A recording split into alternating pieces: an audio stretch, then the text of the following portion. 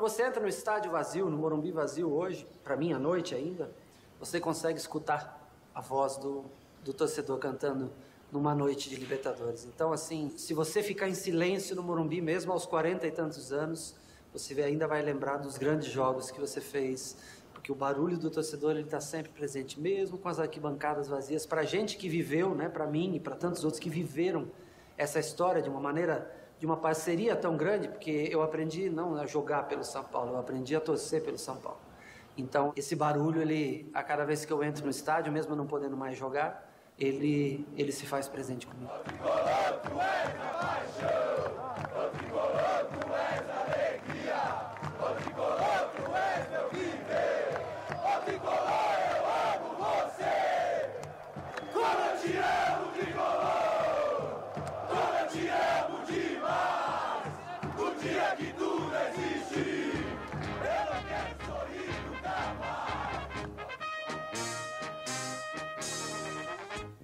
Salve o tricolor paulista, amado clube brasileiro.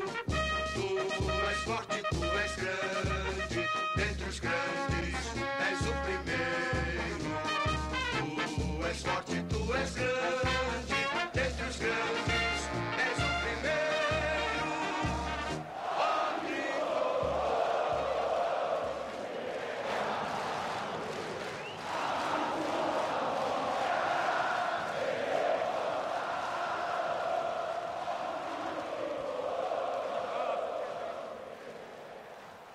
Como começou o São Paulo Futebol Clube? Então, a primeira coisa que eu falo é: não existiu o São Paulo da Floresta.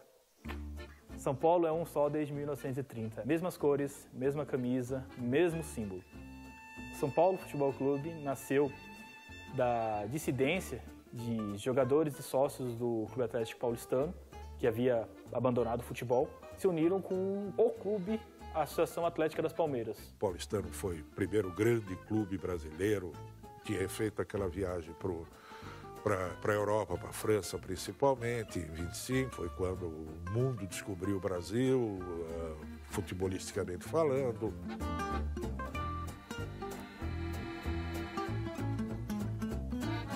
Quando o Clube Atlético Paulistano, que tinha um timaço de futebol, parou com as atividades que era contra o profissionalismo, contra uma série de coisas, muitos dos jogadores foram jogar no São Paulo.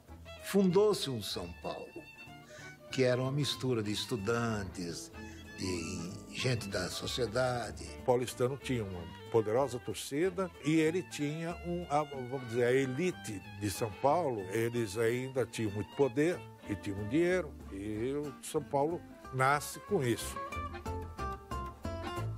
O São Paulo não foi um clube novo, não foi um clube que pediu o registro do nada. Na verdade, para a federação da época, o São Paulo era a continuação da Associação Atlética das Palmeiras. Só que, no peso da união daqueles sócios do Paulistano, que tinha toda uma história de 11 vezes campeão paulista, com a Associação Atlética das Palmeiras, que tinha a Chácara da Floresta, foi tão significante e marcante que para sempre será essa data, 25 de janeiro de 1930. A sorte de São Paulo também é que o nome ajudou o São Paulo. São Paulo da Garoa, São Paulo Futebol Clube, São Paulo. O símbolo foi criado por um alemão, Walter Ostrich.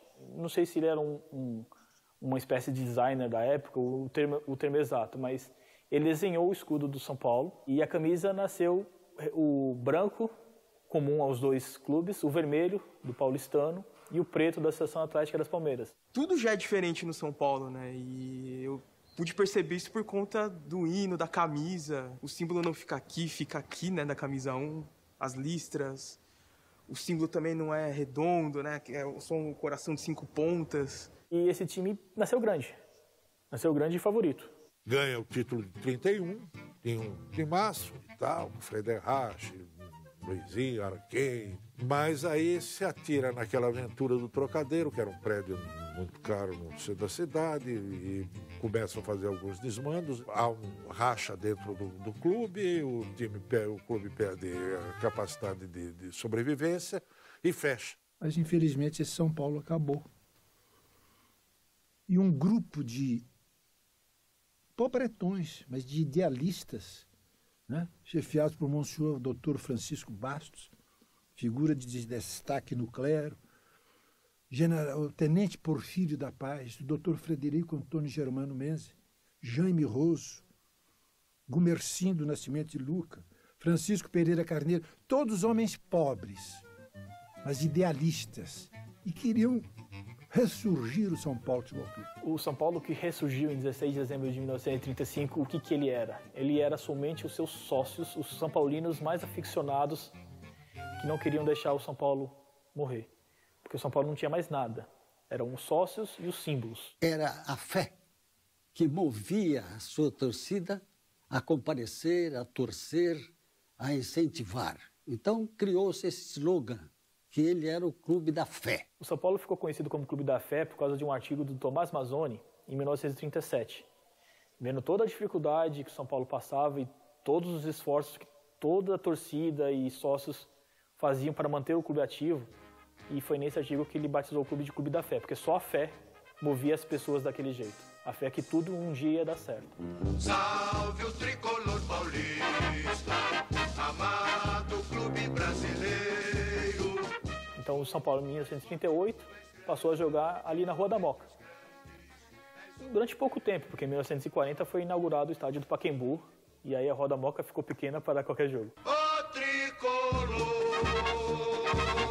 clube bem amado, as tuas glórias vêm do passado.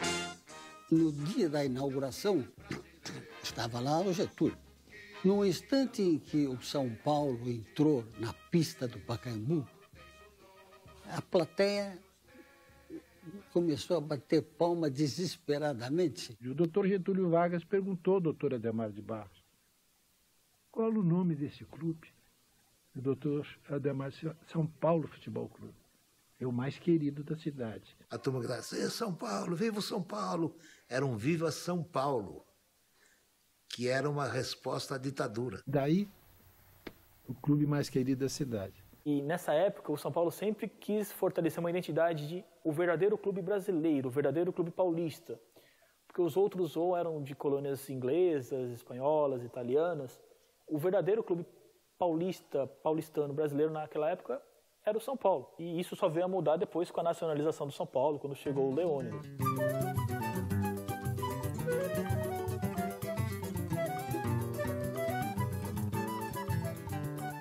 O Leônidas tinha parado de jogar no Flamengo. E aí nasceu a ideia, no São Paulo, de promover algo impensável na época, porque custaria muito caro. Estava com problema de joelho, ninguém acreditava muito que ele tinha futuro, já estava meio veterano, ele já tinha lá chegando aos 30 anos. O Leônidas estava longe de ser um bonde, tinha sido um grande jogador, formado naquelas várzeas cariocas, formado ali São Cristóvão. No dia que ele chegou na estação Roosevelt, tinha milhares de pessoas lá.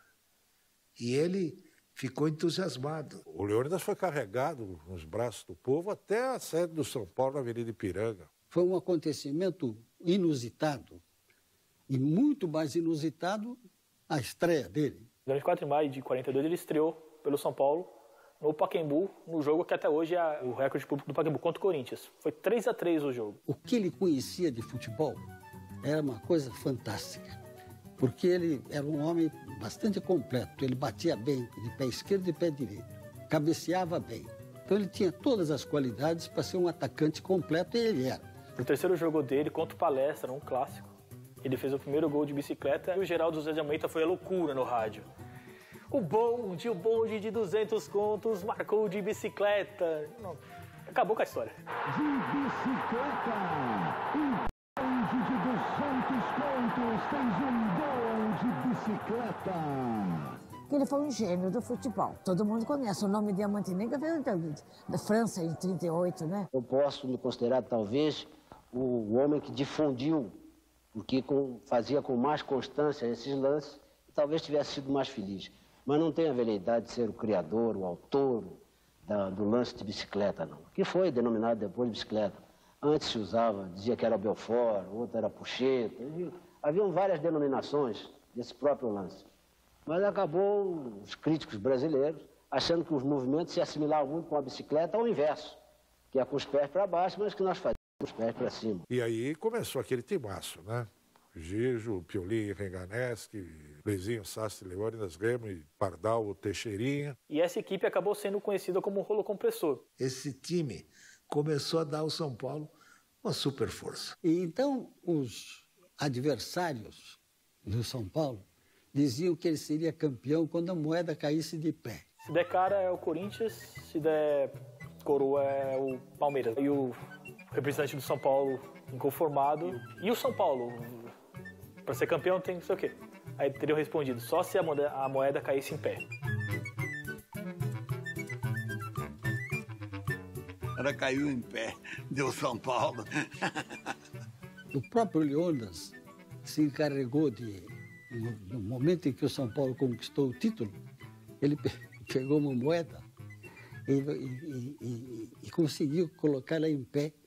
E isso foi um acontecimento que, obviamente, nunca foi esquecido, né? De 43, o forte do São Paulo era a linha ofensiva. Tinha Leônidas, tinha Sastre, tinha Remo, tinha Pardal. A partir de 46, 47, fortaleceu o meio de campo, Rui, Bauer e Noronha. Eram 3 jogadores de uma técnica esmerada, muita elegância no toque de bola, no passe. Então, o São Paulo era um time que privilegiava a classe. Não era um time de correria, jogava tecnicamente muito bom. E essa fase é a fase áurea do São Paulo. Um timaço, novamente, e talvez tenha sido o maior time da história do São Paulo, né?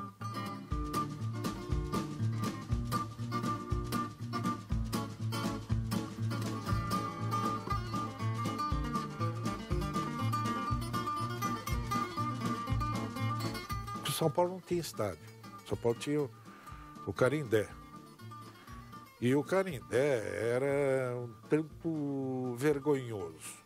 Muita gente fala que São Paulo, na Revolução, na guerra, tomou conta daquele clube que pertencia aos alemães. Não foi bem assim. A área toda pertencia ao senhor Ovanucci, que vendeu para o São Paulo Futebol Clube. E era um campinho que cabia 5 mil pessoas, 10 mil pessoas no máximo. Que era mais um campo de treinamento. Eram 2 grandes times em São Paulo, Palmeiras e Corinthians, 2 estádios em São Paulo, né? O Parque Antártica e a Fazendinha. O São Paulo era o novo, né? Um belo dia, eu me dirigi ao presidente do São Paulo Futebol Clube e digo, escuta aqui, por que nós não construímos um estádio? Ele falou, por quê? Porque nós não temos dinheiro. E era verdade. Porém, eu disse a ele, mas o dinheiro tem que vir do sócio, do torcedor, porque se nós admitirmos a ideia da possibilidade de construir um estádio, você não tem a dúvida que tem milhares de São Paulinos que vão aderir. Muita gente pensa que a venda do Canindé foi o começo do Morumbi. A venda do Canindé serviu para pagar as dívidas do São Paulo Futebol Clube. E o Morumbi foi lançado praticamente sem dinheiro, com a venda de ideias. E nos anos 50 começa com Cícero Pompeu Toledo e tal, e a turma lá, a desenvolver o projeto do Morumbi.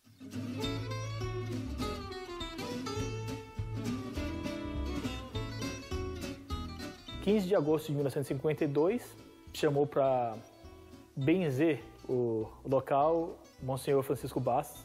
Foi lançada a pedra fundamental do estádio, ainda sem projeto.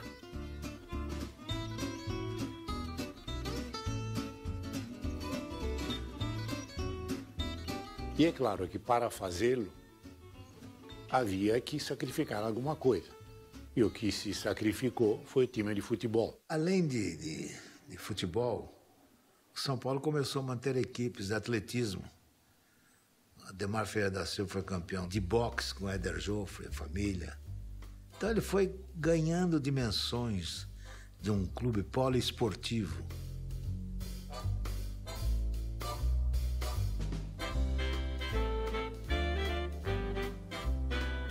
Eu comecei pelo São Paulo Futebol Clube e terminei como São Paulino no boxe. Ele começou treinando desde pequeno na academia do próprio pai, o argentino Kid Joffre, e a academia sempre foi ligada ao São Paulo. Então, enquanto ele era atleta amador, ele era um atleta filiado pelo São Paulo Futebol Clube. Depois que se profissionalizou, perde esse vínculo, só que ele sempre manteve isso no coração. Aí, nas Olimpíadas, não podia disputar pelo time. Era pelo país. Então, eu disputei pelo Brasil, mas São Paulino.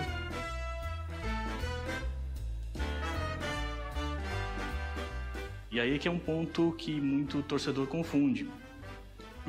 Muitos pensavam que as estrelas douradas eram por causa do Mundial, do futebol, mas não era por causa dos recordes mundiais do Ademar Ferreira da Silva. Durante muitos anos,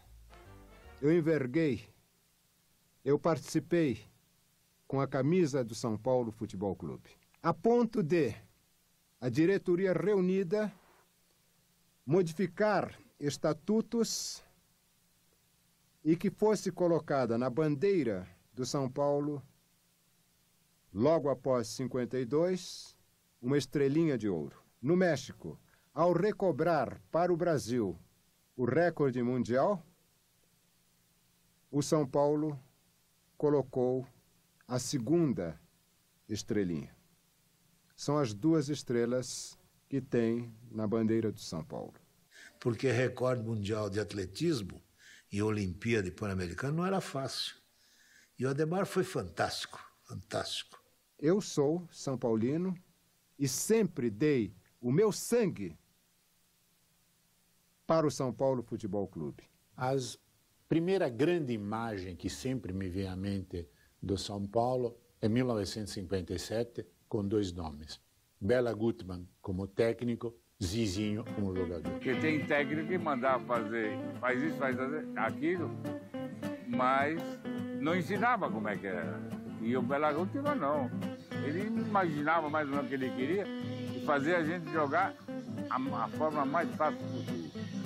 Era de um lado para o outro, do outro para cá. Era um negócio de zigue-zague dentro do campo.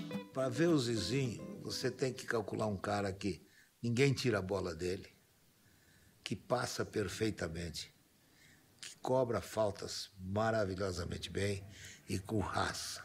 Na minha opinião, e de um tal de Pelé, foi o jogador mais completo que eu vi jogar, né?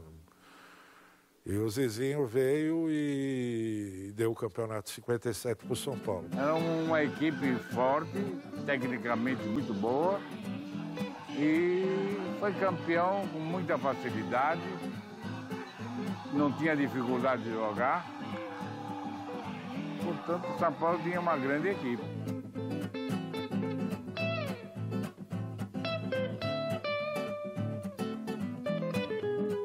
A história do canhoteiro no São Paulo é fantástica, porque um belo dia aparece um ex-técnico de futebol com uma magristela lá, que ninguém tinha ouvido falar nele, e ele dizia para o Fiola: põe ele para treinar que vocês vão ver o talento que vocês estão contratando. E o Zizinho dizia assim, o grande, jogando pelas beiradas, o grande foi canhoteiro.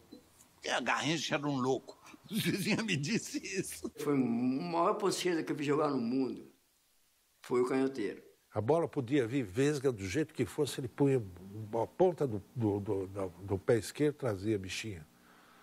Driblava, ele driblava para fora, para dentro, no meio das pernas. Fazia o diabo, não dá para acreditar. E cruzava sempre na cabeça dos caras. Eu vi o canhoteiro perguntar sempre pro seu João, era o cozinheiro. Falei, seu João, eu vou esquecer da minha vitamina.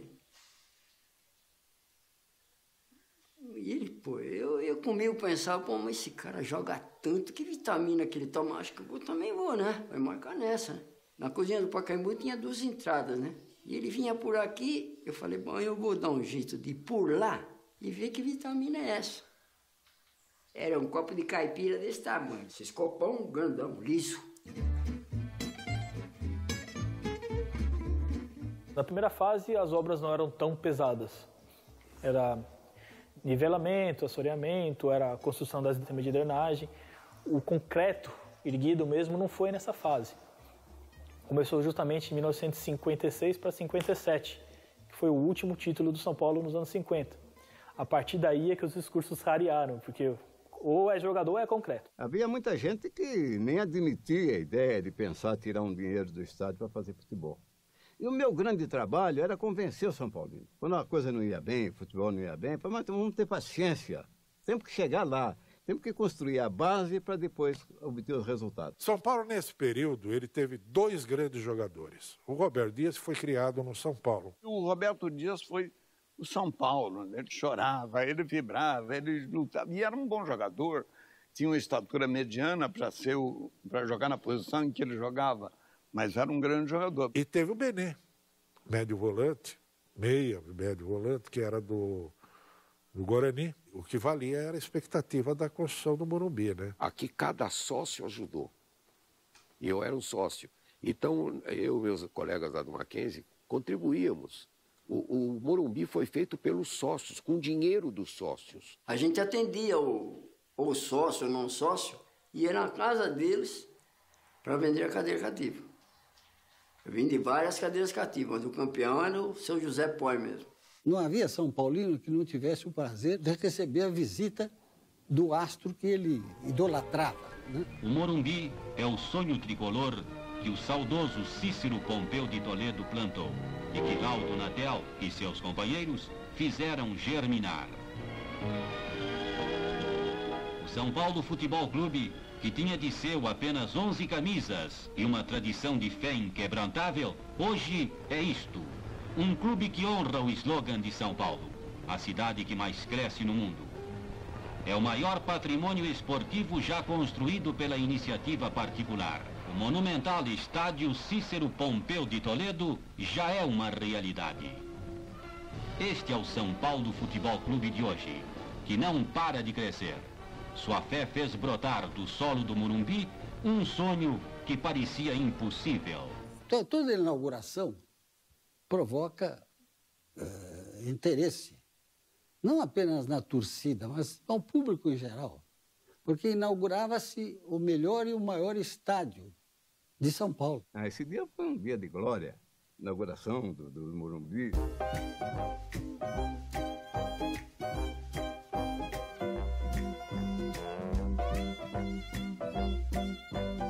Antes de eu fazer o primeiro gol no Morumbi, eu tinha assustado uma bola na trave já. Aí comigo, isso me lembro perfeitamente. Falei, hoje não é meu dia, mesmo.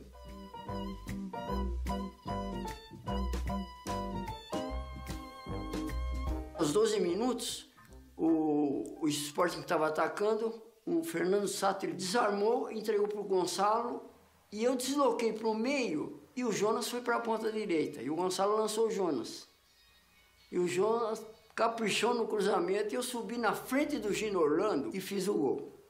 E como foi um meio mergulho, a imprensa já saiu logo na semana seguinte falando, não, agora não é mais gol de mergulho, é gol de peixinho. Quando você fala São Paulo, você associa o Morumbi. Por exemplo, se o São Paulo tivesse que sair daqui hoje, ia criar uma crise de identidade brutal, porque não vai ser mais o São Paulo do Morumbi.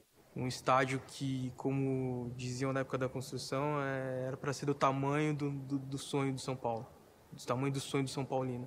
Eu acho que foi o melhor investimento naquela época, um sonho que parecia absurdo. Eu acho que foi a melhor coisa que o São Paulino fez. Todos estão sempre aqui comigo, torcendo por esse clube, por esse time, por esse estádio, que nós transformamos sempre no campo dos sonhos. Você não imagina, quando eu chego perto do Morumbi,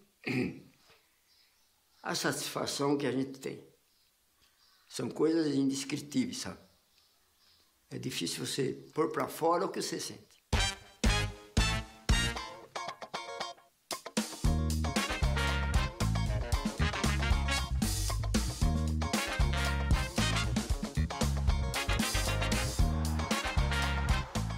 Porque quando eu cheguei aqui, o São Paulo fazia 13 anos que não era campeão.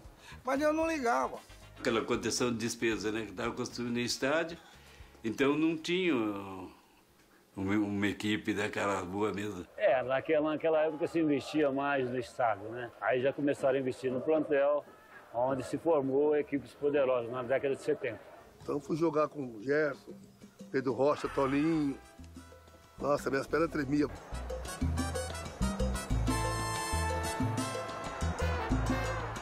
Pedro Rocha era um jogador extraordinário, uma figura humana incrível. Era um jogador que, ao mesmo tempo, era meio armador, ele era um goleador. Pedro era um jogador brilhante, era um gentleman, né, jogando futebol. Ele dava muita força pra gente que era jovem, né? Tinha o Muricy, tinha o Serginho, tinha o Zé Carlos. Aquele time de São Paulo de 70 e 71 ganhava de 1-0, 1-0 era goleada. Todo fechadinho atrás, bola pro Gerson, Gerson pro Terto, Terto troma com o goleiro, o Toninho vem e faz o gol. Sai, entrando o Terto, sobrou para Toninho, atenção, caiu o primeiro gol, Toninho! Aí o São Paulo começa a ganhar, que era uma novidade. Assim que o Morumbi foi entregue, eu falei, agora eu preciso montar uma equipe para tentar ganhar um campeonato, para dar uma satisfação para essa torcida. E tive sorte que logo no primeiro ano ganhei um campeonato, no segundo ano tornei a ganhar. Na minha época tem que ganhar. Joguei de São Paulo. Não adianta, tem que ganhar. Para mim, a melhor fase da minha carreira foi nessa época. 7-1, 7-2. Na área, Toninho, boa jogada, Toninho, gol! Participei da Libertadores de 72, mas a grande frustração foi a de 74. Chegamos na final com o Independente.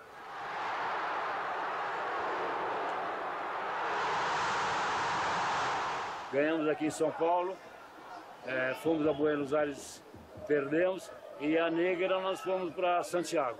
Nunca o São Paulo chegou tão perto de um título da Libertadores e entregar o caneco para os argentinos perdendo um pênalti no final do jogo foi pior ainda. Zé Carlos Serrão ficou marcado na lista negra da torcida tricolor. Ninguém quis bater o pênalti, entendeu? Ele não era o batedor oficial do São Paulo, né? Era outros mais experientes, mas sentiram na hora que a coisa estava muita pressão, e aí ele resolveu bater e perdeu e ficou marcado por isso. E a gente foi campeão em 75. Não era um timaço, mas era a união muito boa. Correu para a bola, tirou, defende Valdir! Campeão no São Paulo! Campeão paulista de 1975! Aí se descobriu o tamanho da torcida do São Paulo. Pelo menos tem ideia do tamanho da torcida do São Paulo. Serginho também foi. Tocou. Chicão levantou. Vai Serginho, atenção! São Paulo! Primeiro gol! Serginho! Aí pegou naquela fase que o Serginho, o Chulapa foi suspenso, né? Até ficou fora da final. Atravessa Sérgio, São Paulo buscando. Serginho empata no último instante o São Paulo.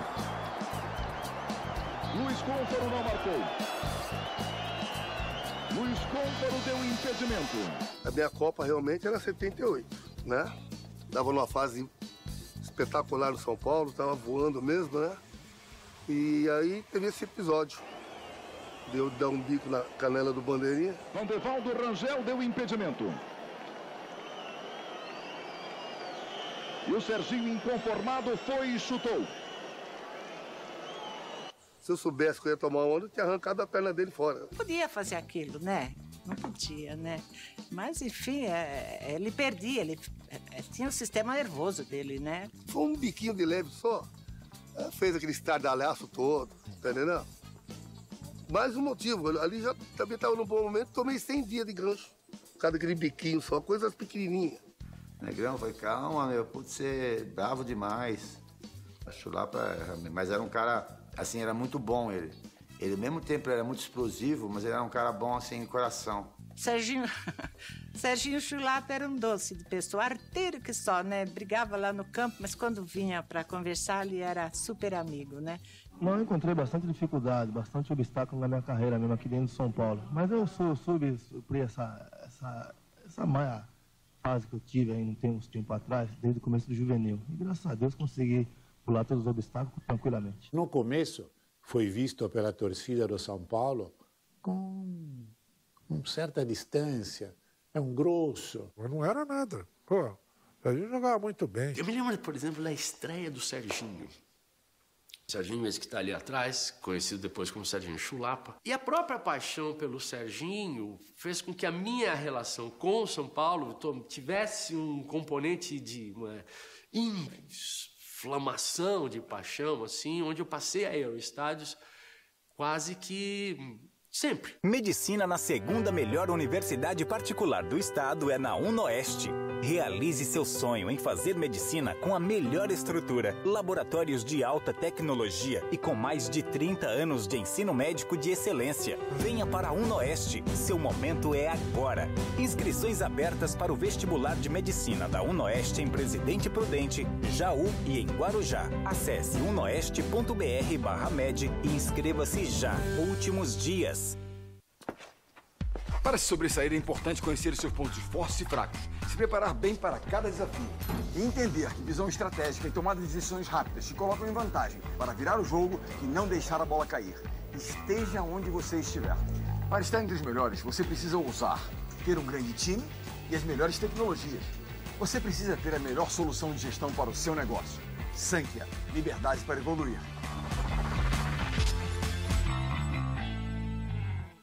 Futebol de qualidade tem de sobra na capital espanhola. Mas ser madrilenho não é o suficiente para garantir seu lugar ao sol. Vai bater! Gol! Por isso eles vão lutar bravamente por uma chance de subir para a primeira divisão e mostrar que podem bem mais. Leganés e Rayo Vallecano, na semifinal da segunda divisão espanhola. Domingo, 4 da tarde, ao vivo e exclusivo, na ESPN Brasil.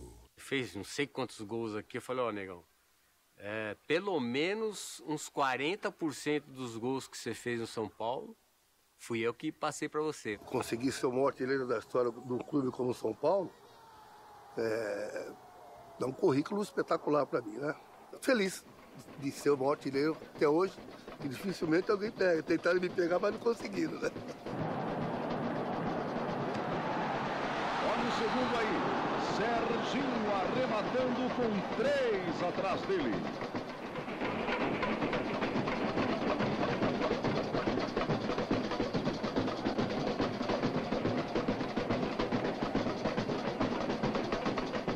A forma do campeonato era diferente. Era por grupos, classificava. Então, na hora H, o time funcionava. E nós sabíamos que o Atlético ia ser muito difícil.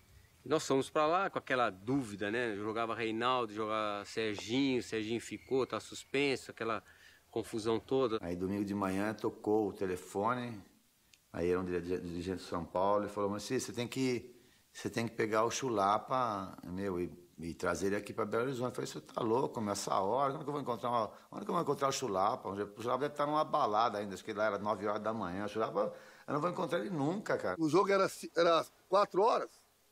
Ele me achou num bar lá na Casa Verde, já com passagem comprada, tudo. Falei, pô, mas esse negócio, você vai pra Belo Horizonte, pô, fazer o que lá? Não, o Minelli quer armar um esquema lá. O que você tá fazendo aqui, moleque? Falei, vim buscar você, meu. Os caras querem que eu te ponha no avião aí, meu, você tem que ir pra Belo Horizonte. Falei, meu, é loucura, meu. E tava chovendo pra caramba, tava feio o tempo. Aí peguei um jatinho, você vai? Eu falei, eu não. Aí eu fui sozinho, né? Maior medo, né? Uma chuva que tava lá também. Aí foi com uma estratégia do Minelli. Aí cheguei no Mineirão, entrei no vestiário, troquei de roupa, né? Comecei a fazer o aquecimento e o Minelli deixou a porta aberta. Era tudo uma encenação, porque não podia jogar. Aí o técnico do Atlético entra em pânico. Manda chamar o Reinaldo. Diz, bom, se o Serginho vai jogar, eu jogo o Reinaldo também. E foi aqui só ameaça, né? Antes do jogo, ameaça. Os caras ameaçando o Reinaldo. E aí o São Paulo chegou com o Chulapa e falou, tá bom, se pôr o Reinaldo, eu ponho o Chulapa. Os dois eram artilheiros, né? Os dois eram os principais artilheiros.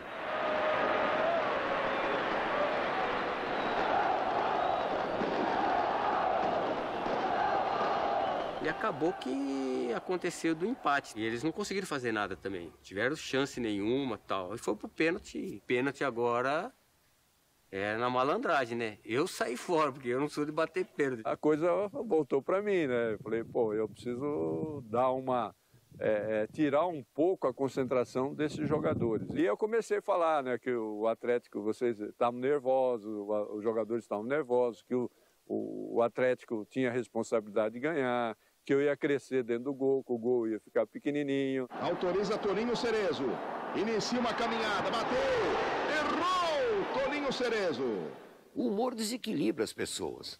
É a maneira mais inteligente de se fazer. Ele fazia isso, aquilo deixou o pessoal do Atlético, que era um time melhor na época. Até chegar a cobrança do Márcio, a última cobrança. Aí eu cheguei e passei a mão nele, né? No bumbum dele. E ele olhou para mim assim e tal. Falei, esse já tá no papo. A torcida do São Paulo agora é para que o Atlético erre essa cobrança de pênalti. Zé Sérgio está fazendo sinal para o Valdir que a bola vem no canto direito dele. Atenção, partiu Márcio, errou! O São Paulo é campeão brasileiro de futebol de 1977. Vitória da raça, vitória da vida, vitória do São Paulo. Por isso é que São Paulo é o clube da fé. Quando, na verdade, ninguém esperava, o São Paulo consegue chegar até lá. Só uma coisa importante, Rubens Minelli, tricampeão seguido do Brasil.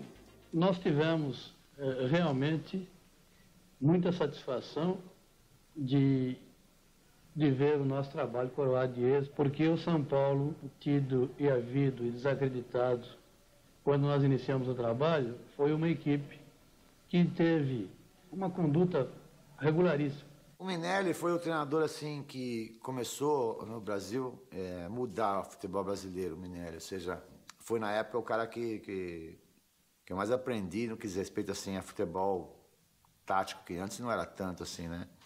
Então ele começou a inovar. Na falha da zaga, o Valdir Pérez. Preparou, tocou, Serginho, gol! São Paulo tinha feito investimento, vários jogadores chegaram, né? E deu certo, né? Eu acho que tanto com 80 como 81 o time era fortíssimo. Pode levantar outra vez, essa é perigosa. De cabeça, Renato, gol! Boa bola para Mário Sérgio, lançou Everton, bateu, soltou o goleiro Serginho! Golaço do São Paulo! Era Renato, Paulo César, Dario Pereira, Oscar. Foi mais ou menos a base de 80, foi a base de 81. Oscar era um jogador que cabeceava muito bem, se posicionava, não era tão técnico, que o Dario já era muito mais técnico, sabia jogar. Então combinou muito bem o futebol dos dois e formou uma dupla de zaga mesmo excepcional. Um completava o outro. Na hora de sair pro jogo, saiu o Dario. Né? Na hora de segurar o jogo, o Oscar que comandava ali na defesa para segurar o jogo. O São Paulo, nessa época, nesses 10 anos, ou era campeão ou era vice, campeão ou vice. Então não tinha crise. Agora com perigo, bola perigosa lá na entrada da grande área, subiu Renato Sá ajeitou para Baltazar, dominou, golaço! Pena que não ganhou aquele campeonato, né? Era só as injustiças de finais, né? Só que o Grêmio também tinha um grande time, né? Enfim. E a gente acabou surpreendido um dia que a gente lembra até hoje, muito triste, porque estava lotado o Morumbi, só tinha São Paulino e era duro você sair, aquele silêncio, mundo triste. Isso foi uma frustração muito grande, porque a gente achava que aqui a gente ganhava e que ia ser campeão brasileiro aqui dentro do Morumbi. Agora à noite o estádio do Morumbi recebeu um público diferente. Pelo menos 30 mil pessoas, a maioria crianças e adolescentes, vieram para a estreia do show de Menudo em São Paulo.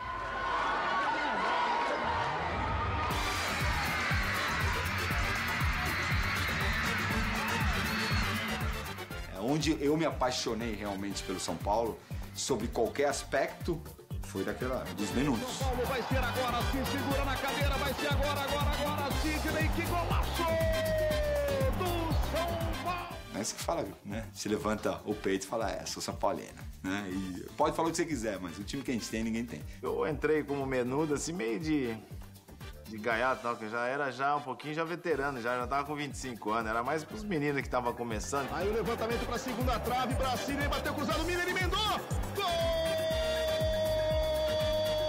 Acabou pegando os meninos, os Menudos do Cilinho, né, na época, que era o Cilinho como treinador, com a sua fantasia, com a sua criatividade monstruosa. Foi bom, porque os jovens da época começaram a olhar o São Paulo como um representante dessa juventude. Nelsinho pra Careca, opa, belo tiro, golaço de Careca!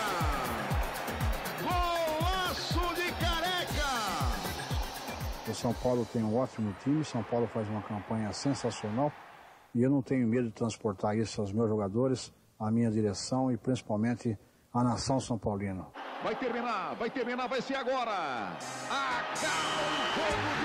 Salve o tricolor paulista, amado clube brasileiro, o mais forte. Realmente, o São Paulo tem muitos jogadores técnicos, muitos jogadores habilidosos, uma equipe realmente fantástica e foi comprovado no campeonato da temporada passada. Então a gente dava sustentação para os jogadores novos, né, jogar, né, e ficar tranquilo que a gente segurava atrás, né? Então tinha uma mistura boa, né? Silas e Miller eram jovens, Sidney jovem. Aí já tinha Careca e o Pita um pouco mais experiente, né, que dava sustentação. E aí no meio tinha o Bernardo e também jogou Falcão, né? Então dessa forma o time não tinha problema. Teve a saída do Serginho Chulapa, que tem seu histórico espetacular dentro do São Paulo. E teria que tentar fazer o igual ou tentar fazer melhor, né? Então, enfim, era uma missão bastante interessante. Nelsinho vai tentar o cruzamento, olha o Careca, olha o gol! Careca foi uma aposta vencedora. Quando ele foi contratado lá em Campinas, havia muita esperança do que ele poderia fazer. Eu tinha um contrato já assinado com a Inter de Milão. Num convite, né, do São Paulo, eu balancei e foi a melhor coisa que aconteceu na minha vida, né? Para mim, o Careca foi o maior centroavante que o São Paulo já teve e, se marcar, um dos maiores que eu já vi jogar. E 10 anos depois, a gente teve a experiência de ter uma segunda final no Brasileiro, né?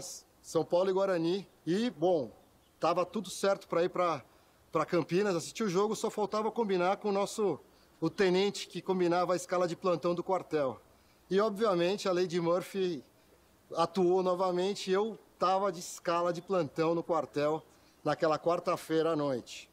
Só tinha uma opção, P3, o portão do posto 3 que tinha um vão por baixo e aí um rolamento e uma fuga, Campinas. Cruzamento rasteiro, Gilmar escapou, Nelsinho e o gol! Gol do Guarani! Gol contra de Nelsinho. Pita na bola.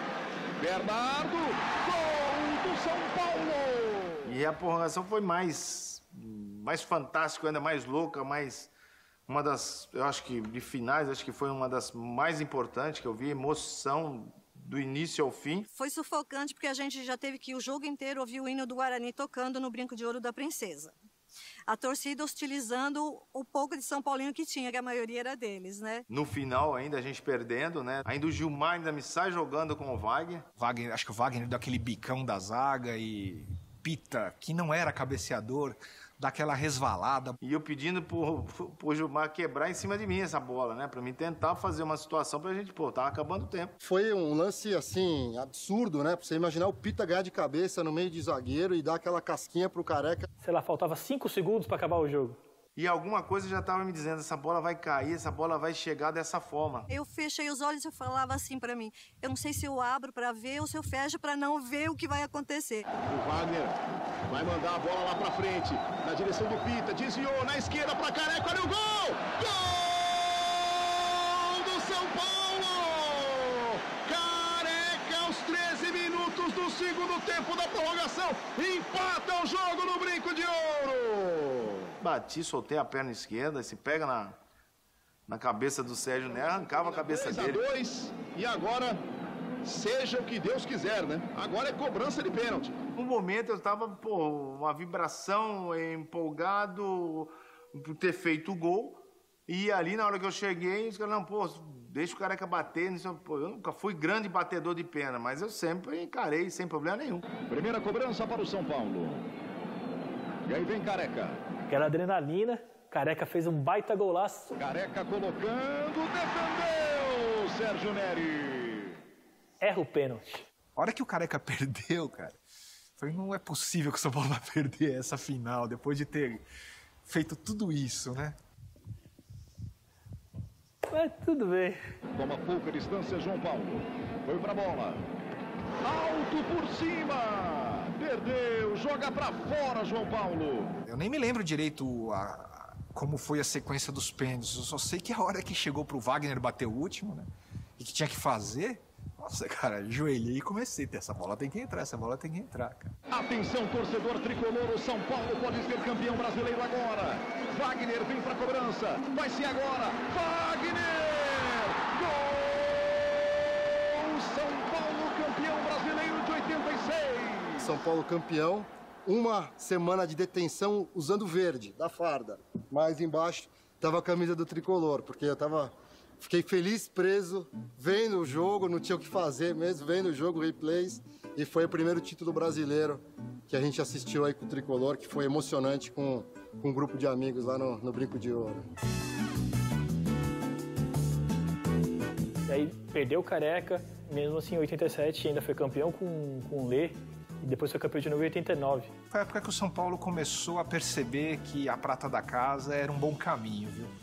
E acho que desde então começaram a aparecer jogadores, tem apostado nessa ficha até hoje, Cotia, enfim. Esses caras são os pais de Cotia, né, os menudos. Ali o São Paulo realmente se firmou com uma grande torcida, a torcida cresceu, até o ponto do Tele Santana, que realmente, né, trouxe uma galera jovem para o São Paulo. O primeiro grande São Paulo da minha geração, que nasceu no começo da década de 70, foi a tal máquina tricolor do início da década de 80. Aquele time começava com o Valdir Pérez e terminava no Zé Sérgio. Depois, esse apelido voltou também na fase do Tele Santana com um nome mais moderno.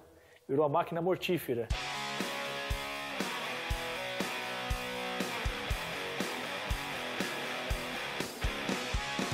Chegou no final daquele Campeonato Brasileiro de 90, debaixo de muita desconfiança.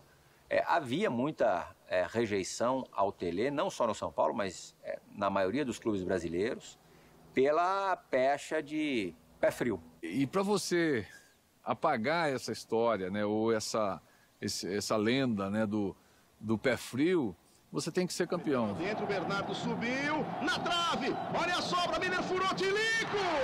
Gol!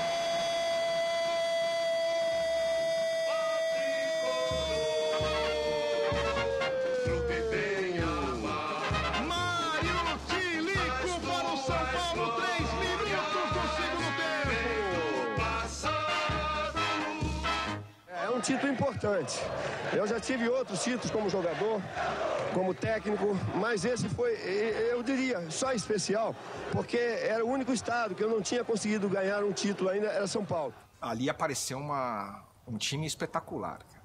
Uma cena que é inesquecível, a gente no vestiário, eu, o Miller, não sei o que, a gente subiu no muro, assim, e a torcida invadiu, e os jogadores todos em cima lá do muro, cantando o hino junto com a torcida, assim, foi uma coisa inesquecível, assim. Foi a segunda conquista do São Paulo no ano. Foi campeão brasileiro e campeão paulista. E a comemoração começou aqui no vestiário, regada a água. Tá faltando um título mundial agora pro São Paulo? Faz tempo, né? São Paulo já conquistou tudo aqui dentro, tem que pensar maior. Tele Santana, pra mim, eu lembro muito dessa imagem de ser um cara que tá sempre na beira do gramado, que se não contenta muito ficar no banco de reservas e pensando no jogo, e jogando junto. E cara que conhecia futebol muito bem, foi um grande jogador. Ele impunha aquela maneira de jogar, ele impunha alguns fundamentos de passe, principalmente passe, ele não admitia o cara errar um passe. O Cafu mesmo, um jogador que com a força de vontade que ele tem, ele melhorou demais jogando ali pela lateral direita, vai, treina, domina, passa, cruza, ele cruzava toda a bola, eu dizia para Cafu, quando você vai fazer um cruzamento que joga a bola para fora, eu fico vermelho de frente da televisão, de vergonha de ver você fazer isso, porque a culpa não é bem sua, não, é de quem te dirige, é quem treina você, que não ensina. Ô, Cafu, não, Cafu, não!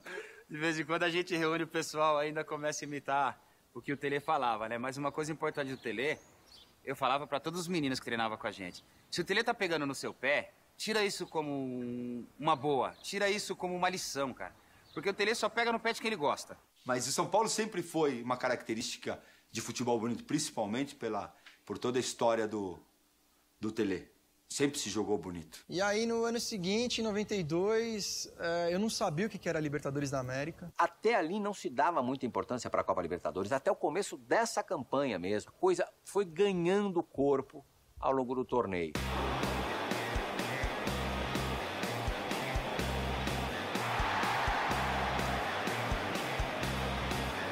Convenceram o Tele começou a dar mais importância para a competição, foi avançando as fases.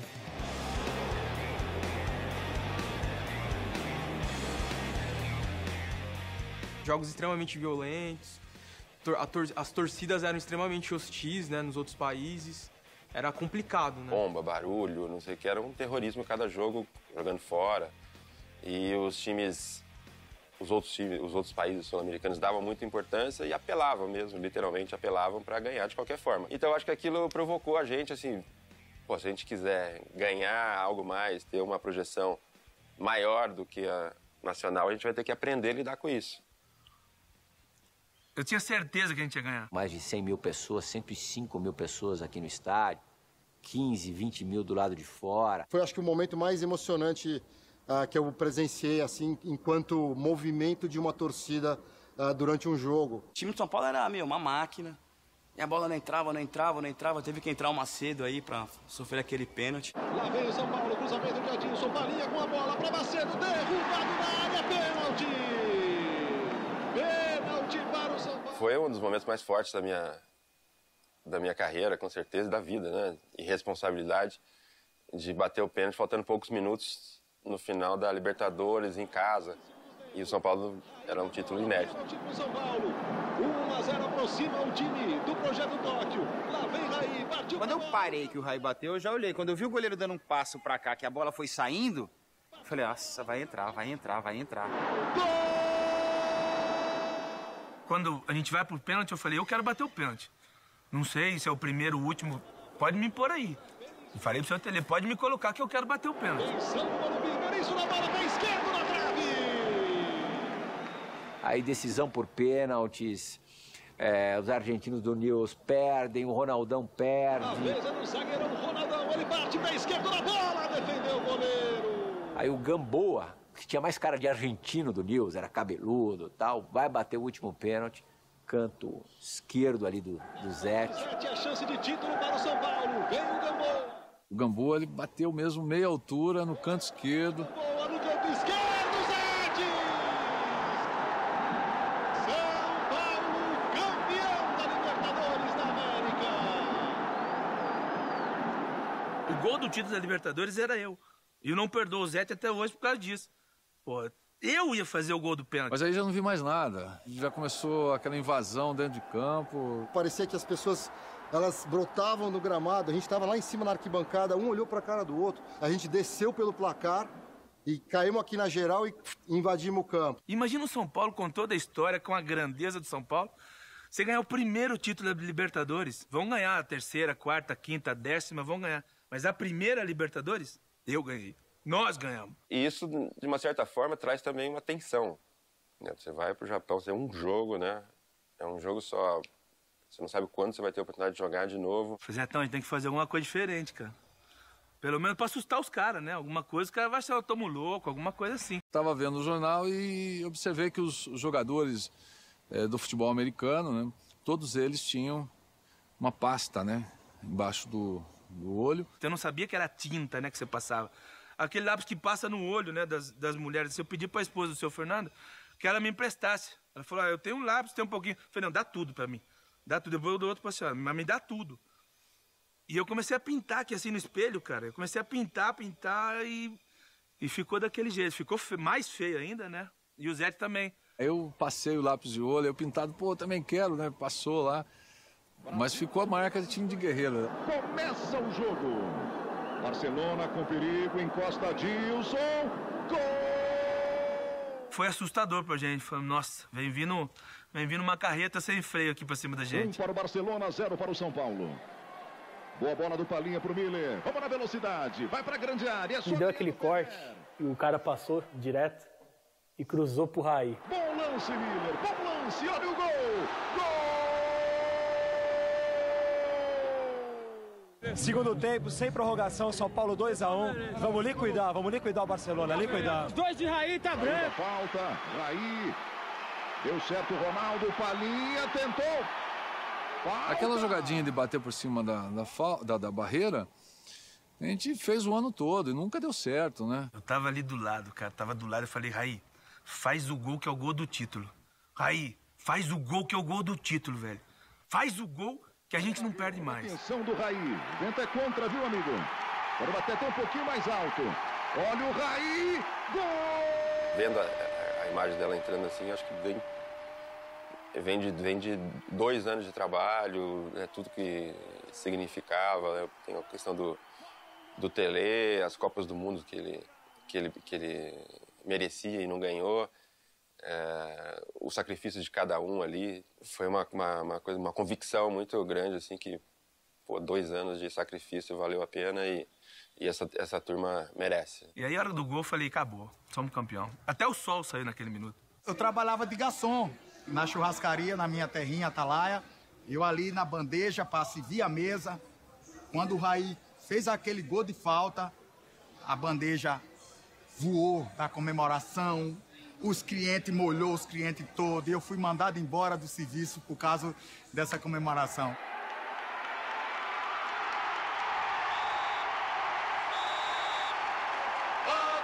E eu perdi a força naquele momento, porque eu tinha deixado tudo dentro do jogo.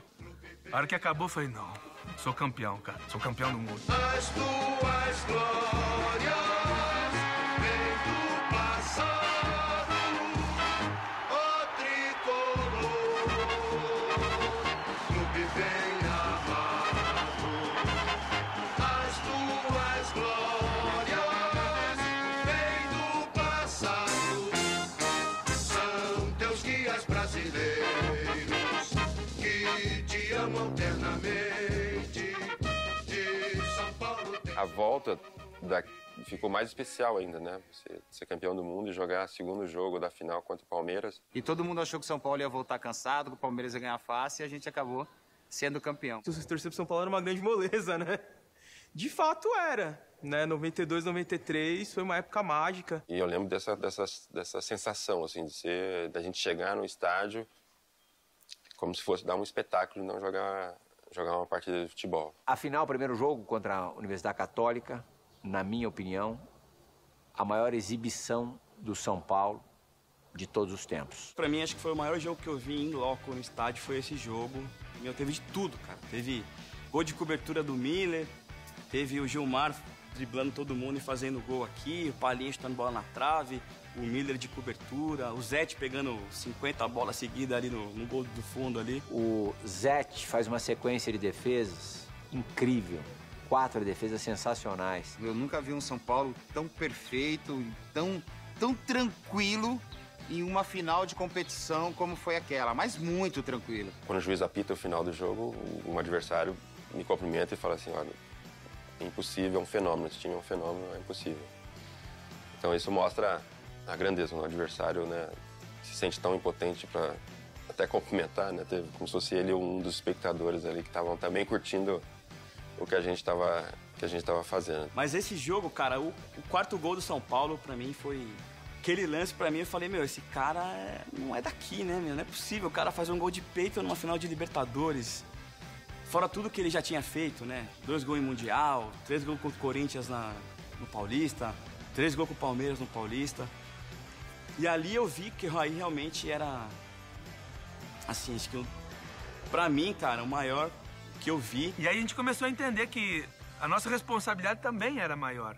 Muitos jogadores do nosso time começaram a ter ofertas que a gente nunca sonhou na vida. O Raí se despediu aqui num 6-1 contra o Santos. E foi um jogo memorável, né?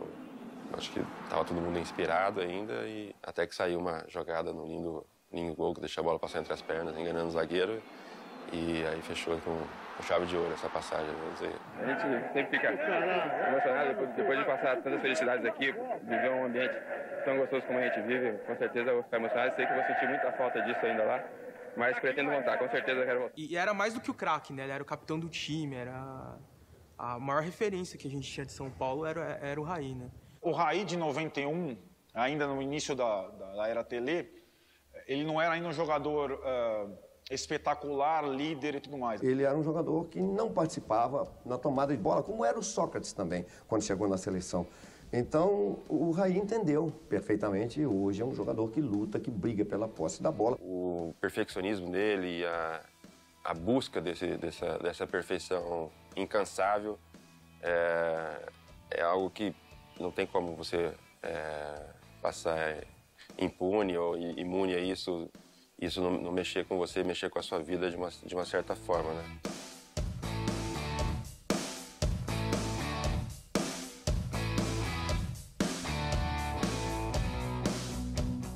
cara fazia gol em todo jogo decisivo, cara. E meu pai, meus tios, meu irmão falavam, meu, hoje toca no Raí que é gol, cara. O segundo Mundial, talvez por tudo que já estava acontecendo diferente no futebol brasileiro, apesar de ter chegado com moral, não chegou da mesma forma como em 92. Mila achou que ia atropelar o São Paulo. E aí, filho, nosso time entrosadinho, nosso time certinho, experiência do Cerezo, experiência do Leonardo. Nós perdemos o Raí, muita gente achou que a gente não ia conseguir ser campeão novamente, porque tinha perdido o Raí, mas ganhamos experiência com o Toninho Cerezo e com o Léo. Eu sempre falava que não existe sorte, azar, existe o trabalho, né? O poder de reação, né? Que a gente executa no treinamento e você faz, né, essa ação num jogo. Bola para a grande área, 2 livres, gol! E o São Paulo cruzamento na esquerda, Cerezo!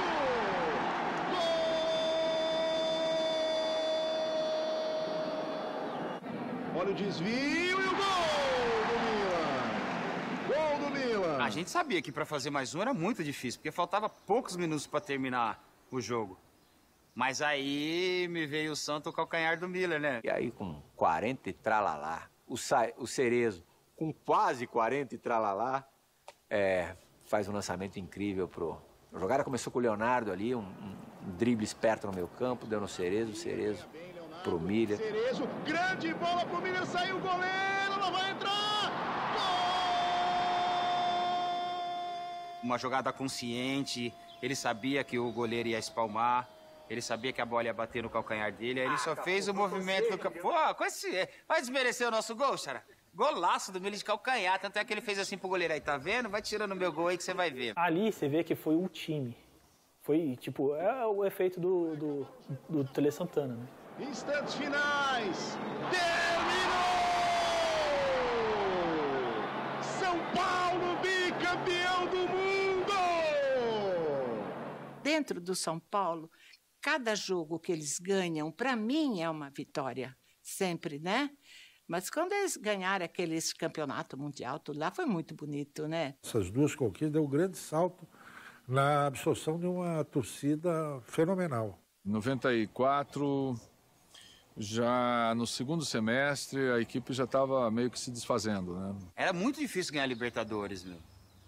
Ganhar 3 anos consecutivos, então, nossa, só o São Paulo ia fazer isso. Na minha cabeça, o tri já estava garantido, né? Morumbi lotado, aquela atmosfera de Libertadores. E ninguém esperava, né, que a derrota fosse acontecer. Então, assim, foram as primeiras sensações de derrota, assim, que eu tive com aquele time, que eu achava que nunca ia perder. A sensação era essa. Falei, meu, uma hora esses caras, como eles são super-heróis, eles vai chamar alguém, vai descer alguém voando aí, vai entrar e fazer o gol, entendeu? Era a sensação que a gente tinha, cara. Até hoje, assim, eu não consigo engolir essa... Não foi derrota, né? Mas engolir esse resultado. O Tele, ele no final, ele começou a ficar assim, normal, como todo técnico, desgastado, né? Porque o São Paulo, ele disputava tudo, São Paulo naquela época, tudo. E ganhava praticamente tudo. O interesse meu também não seria sair do São Paulo. O que eu estou precisando, eu acho que é justo, é um maior descanso. É a única coisa que eu estou precisando. E como eu fui jogador dele, né, do Tele, e eu estava na base, e ele falou, tá, vamos tentar o Muricy. Aí ele começou a me trazer lá, e aí ele saía um pouco assim de férias, e eu ficava tomando conta do profissional e dos juniores ao mesmo tempo. Até que ele gostou e falou, agora você vai ficar aqui. Aí tive que sair da base e fiquei só com ele. Primeiro que é um time que, assim, visto em agosto de 94, não poderia não encher os olhos de ninguém. Ele, visto 10 anos depois, você diria, pô, era um baita time, né? Só enfrentava o time com o time principal. E sempre na molecada, sempre na alegria, sempre, sabe, deixando os caras fazer o que eles gostavam, que era jogar bem, correr, porque tinha muita saúde, o time tinha muita saúde, né? E aí foi dando certo, foi tomando corpo, né?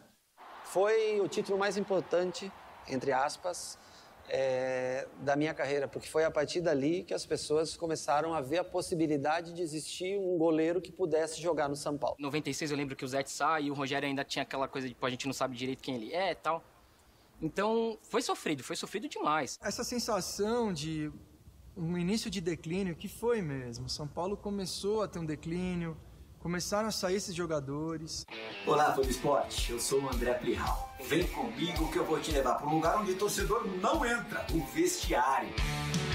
É lá que rolam as histórias mais incríveis do mundo da bola que poucos conhecem. Pronto para curtir o programa preferido dos boleiros? Então cola aqui, Resenha ESPN, toda sexta na ESPN Brasil. Quer valer? Faz um Sporting Bet aí.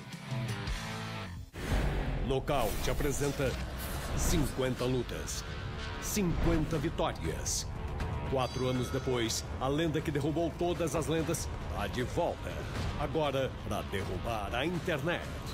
Sou o dono, começa o combate. Domingo, um dos maiores astros dos ringues terá pela frente um astro das redes. Floyd Mayweather versus Logan Paul. Não perca a luta que tá dando o que falar. 9 da noite, ao vivo e exclusivo na ESPN.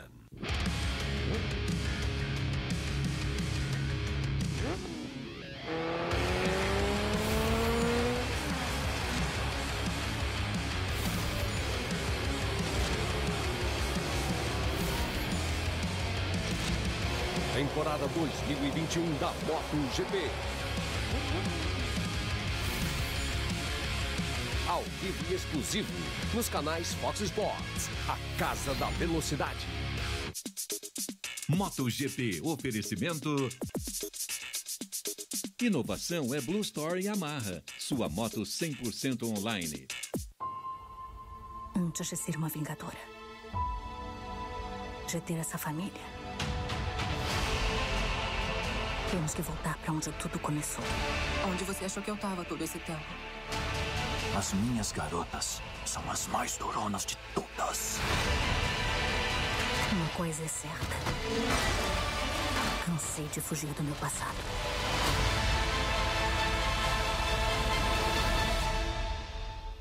Era evidente que aquilo estava acabando. Se imaginava que o Tele pudesse promover aquela reformulação. Mas eu já também acompanhando bem o Tele, sentia que a energia dele já não era a mesma. Então o futuro de São Paulo era um tanto quanto sombrio. Eu que cheguei aqui para ficar 2, 3 meses, estou há 5 anos. Portanto, é realmente uma data especial para qualquer técnico. Eu acho que devia ser assim nos outros clubes também. A permanência de um técnico, mesmo até nos momentos difíceis. O Tele foi uma estrela que brilhou no São Paulo, né? Ele levou São Paulo à glória, né? Eu via quando chegava, que ele saía fora do Brasil, vinham os troféus de carrinho, né? Era um atrás do outro. Eu acho que o Tele veio para se glorificar no São Paulo. O Tele, ele trouxe uma maneira de pensar e de valorizar o futebol, e de valorizar o treino, de valorizar o campo de jogo. São coisas assim que realmente revolucionaram. E no São Paulo, graças a Deus, ele deixou a marca, e uma marca profunda, muito, muito linda. Eu acho que o Tele conseguiu conseguir transferir a paixão que ele tinha pelo futebol para o torcedor do São Paulo, né? E é muito difícil uma torcida ter como principal ídolo um técnico, né? Isso é muito raro. Eu acho que não existe outro clube no Brasil com essa sinergia com o treinador, a ponto de o Tele, ainda hoje, ter o nome dele cantado nas grandes vitórias do São Paulo. Isso é espetacular.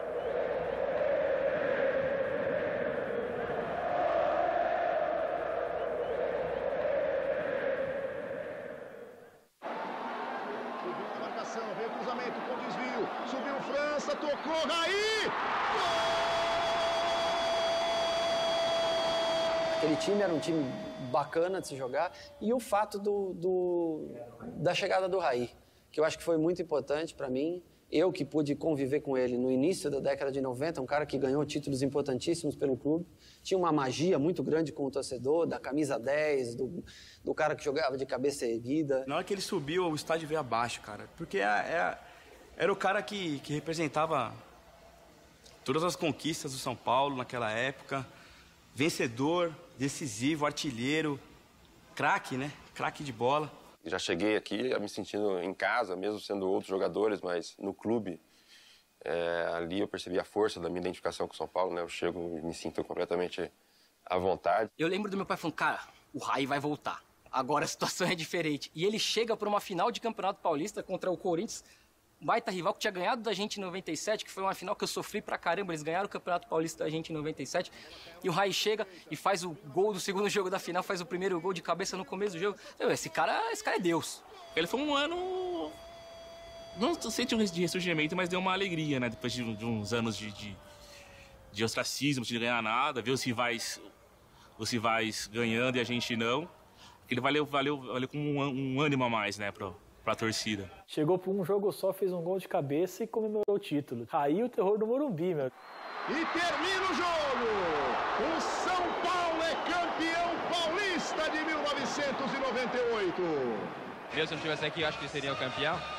Mas pelo menos o pé quente de voltar na hora certa, no momento certo, pro time certo. Tudo isso mostra que eu tenho sorte e pé quente. Quando eu era auxiliar do Tele, né?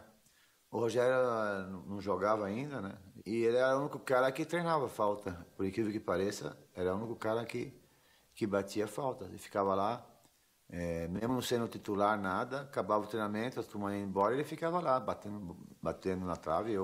E eu ficava observando isso. Falei, pô, que coisa, né? E ninguém precisava incentivar ele. Ele pegava as bolas, punha a bolinha lá e começava a bater, isso sem jogar. Fazer um gol para um goleiro já era fantástico, já era especial. Fazer um gol em uma final, num clássico contra o Santos, aí eu acho que foi talvez a reafirmação ou a afirmação final que faltava para tirar qualquer dúvida, como que na época a imprensa criou, de valia a pena um goleiro bater faltas ou não. Eu acho que aquele gol naquela final foi o carimbo que era necessário para se confirmar que valia a pena. Pô, um gol de um goleiro numa final de campeonato, né? Então, até então tinha sido o momento máximo do Rogério com a camisa de São Paulo, né?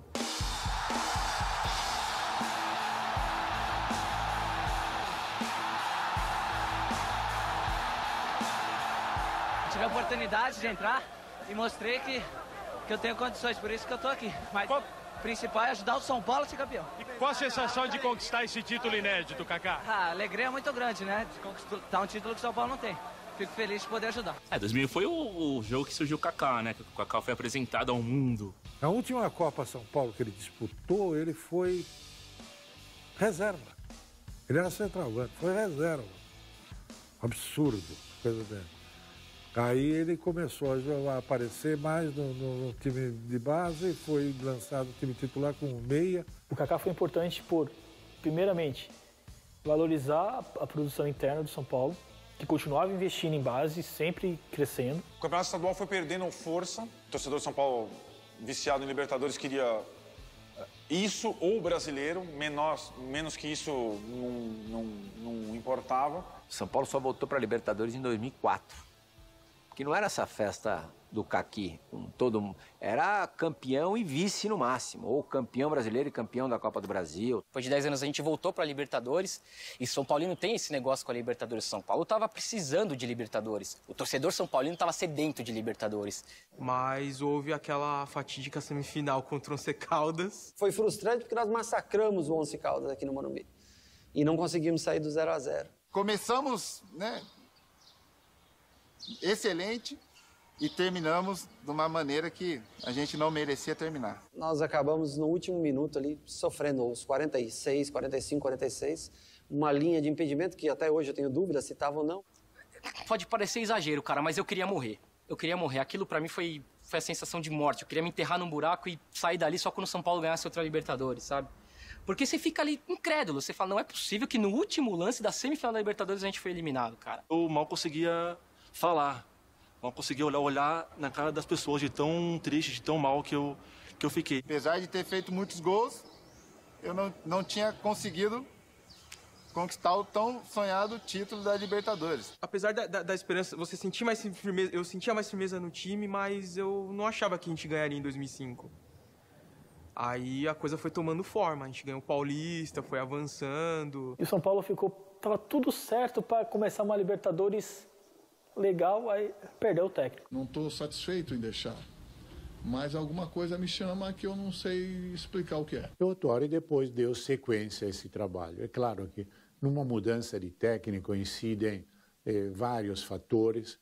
positivos e negativos. E o Rogério estava caminhando para uma coisa assim, o goleiro artilheiro, vai ser o cara que mais partidas fará com a camisa do São Paulo, mas ele precisa ter uma taça, aquilo que simboliza, né? Já tinha 3 campeonatos paulistas, mas não era importante. Se tinha Copa Comembol, não era importante.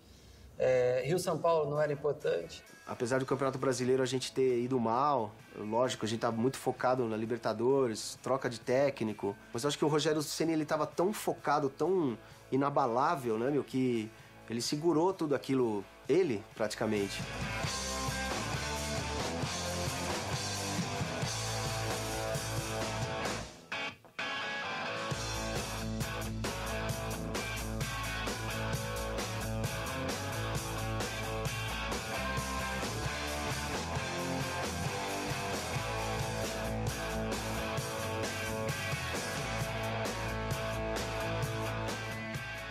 Aquele grupo, um grupo muito bacana, mesmo com a perda do grafite naquela competição, a chegada do Amoroso em cima da hora para os jogos semifinais. E aí aquele time começa a ganhar forma, começa a ganhar cancha. Trabalhei na semifinal contra o River Plate em Buenos Aires.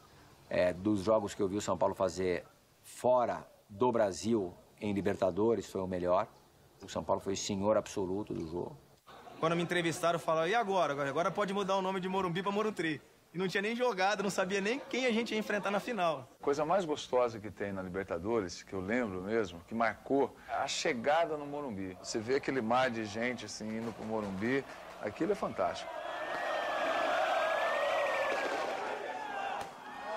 O que mais tem nessa hora é gente que chega e fala, cara, isso é só futebol, sabe? Esses caras estão ganhando muito, você tá aí, sofrendo. Não é, cara. Isso aí é o responsável por eu estudar e trabalhar de bom ou de mau humor, sabe? Os caras que entram ali vestindo a camisa do meu time são os caras que eu admiro, são os caras que eu quero torcer, são os caras que eu pago pra vir aqui gritar o nome deles, que eu tomo sol, tomo chuva, que eu viajo, que eu gasto o dinheiro que eu ganho ralando no trabalho. Então, pode até ser só futebol pra você, cara, mas pra mim não é. Pra mim isso aqui é sério, cara. Pra mim isso aqui é difícil. Quando machuca, é muito difícil. E quando a gente ganha, cara, é uma felicidade que parece que tudo na minha vida tá legal. E 2005 foi assim. 2005 foi a grande prova pra mim que tudo que eu tinha feito até então tava valendo a pena. E aquele foi um atropelo, né? Aquela final ali parecia realmente a final de 93 de novo, que eu tava revendo. Só que em vez do Zete era o Rogério, em vez do Raí era o Danilo, em vez do Miller era o Amoroso. O São Paulo passeou, né? 4-0, numa noite também mágica. Ver o time voltar a levantar taças importantes foi fundamental e foi um brinde, um prêmio para a nossa geração que sofreu tanto assim, né? Entre 94 e 2004, né? Esse é meu time de coração, eu jogo aqui faz 15 anos.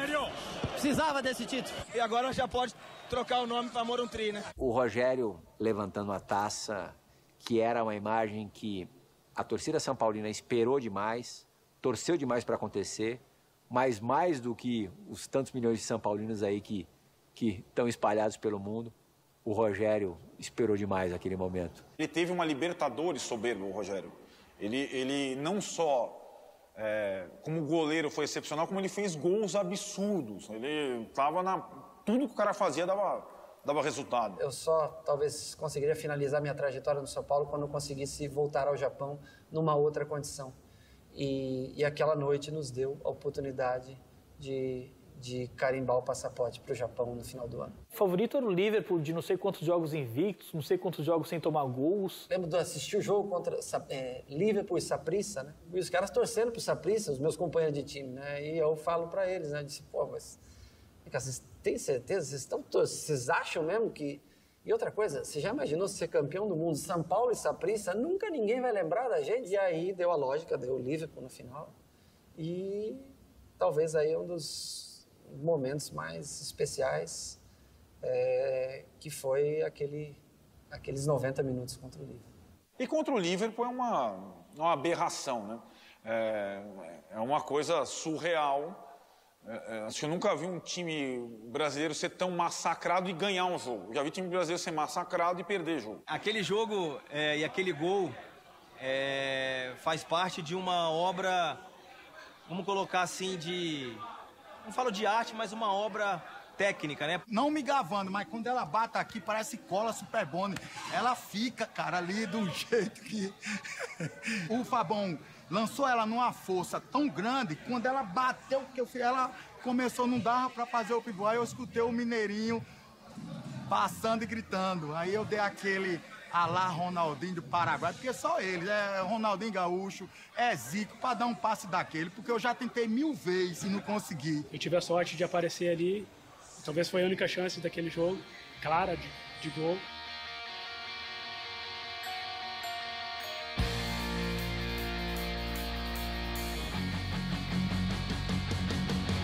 E aí o Mineirinho deixou a qualidade dele indiscutível, guardada lá no estádio de Yokohama. Não foi o gol do Mineiro, o gol de uma equipe que batalhou, uma equipe que tinha um ideal. Então eu não me considero um herói, mas todos aqueles que participaram, direto ou indiretamente, para que aquilo pudesse se realizar, são heróis. Mas chegou uma hora que a gente não conseguia nem sequer sair de contragolpe, que o jogo virou mais difícil.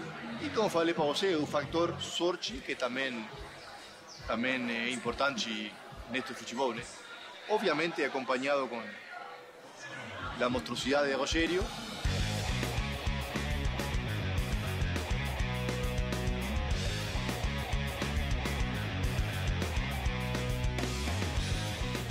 Algumas atuações dele, como a do final do Mundial, aquilo é suficiente para o cara entrar para a história do time, certo? Aquela defesa da falta é impressionante. O Liverpool poderia estar chutando bola até agora, que o Rogério tá pegando tudo. Ele tava bem suado ali, era um negócio fora de série. Ele segurou o 0 do placar pra gente. E agora, em 2005, contra o Liverpool, o São Paulo é tricampeão do mundo. A invasão dos jogadores em campo, a festa da torcida em Yokohama. Aquele dia, eu lembrei de 12 anos passados. Lembrei de quando eu comecei a jogar no São Paulo em final de 96 para início de 97. Eu consegui viver 2 gerações distintas, de épocas totalmente diferentes, onde apenas eu sobrevivi de uma geração para outra, mas pude repetir o feito.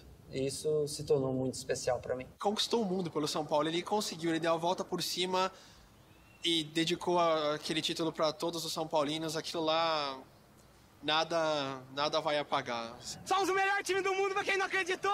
O choro é livre! E o São Paulo de novo no topo do mundo. Vamos! Trimundial. Nunca mais acaba, isso aqui é pra eternidade. Eu que acompanhei todas essas fases, é a consistência e a evolução, assim, impressionante de cada fase. Primeiro ele foi meu calouro, depois um líder junto comigo e depois o maior ídolo da história ganhando mais um Mundial. É um goleiro que marcou a história do futebol mundial. Nunca nenhum goleiro marcou tantos gols como ele. E é, na minha opinião, o próprio símbolo do São Paulo dessa última fase. Rogério Ceni pela meia esquerda, autorizado, partiu, pé direito, bateu, é gol! O gol 100 ficará para sempre. Daqui a mais 100 anos, daqui a 90 e tantos anos, quando se completar 200 anos da história, com todo respeito ao adversário, mas esse gol será lembrado. Algumas coisas na vida ficam para sempre e esse gol ele vai ficar para todo e qualquer São Paulino, da idade que for, da época que for, esse gol será lembrado. Não tem como você falar de São Paulo e não falar do Rogério, e falar do Rogério e não falar de São Paulo. E o amor da torcida por ele, acho que reflete tudo que ele fez pelo clube, né? Falar que ele é o maior ídolo da história é um pouco complicado, porque passaram tantos outros nomes pelo São Paulo, assim, tão importantes quanto ele, né? Leônidas, Canhoteiro, Pedro Rocha, Dário Pereira, Raí, mas o Rogério tá nesse voo, assim, nesses grandes nomes, e para muitos é o maior. A vantagem é de que o cara está há muito tempo no clube, é isso, ou seja, ele se preocupa muito mais com o clube do que com ele, às vezes, né? O Rogério é mais ou menos assim, e eu também, porque a gente foi criado aí, então a gente tem uma outra a outra maneira de ver de todos que estão lá. E eu dizia, puta, mas não é possível, cara. Eu vou passar minha história aqui, campeão da Libertadores, campeão do mundo, campeão paulista, campeão Rio-São Paulo, campeão Conmebol, e não vou ganhar um campeonato brasileiro. E aí se tornou uma obsessão, mas com um começo muito difícil, com a derrota da Libertadores seguinte, de 2006, a final. Ser torcedor é essa montanha-russa aí, cara. Ser torcedor é isso. 2006 doeu um pouco mesmo, doeu muito, mas um pouco menos, porque o São Paulo foi grande do começo ao fim naquela Libertadores. E o Inter também. E foi uma final digna de dois times ali que mereciam levantar aquela taça.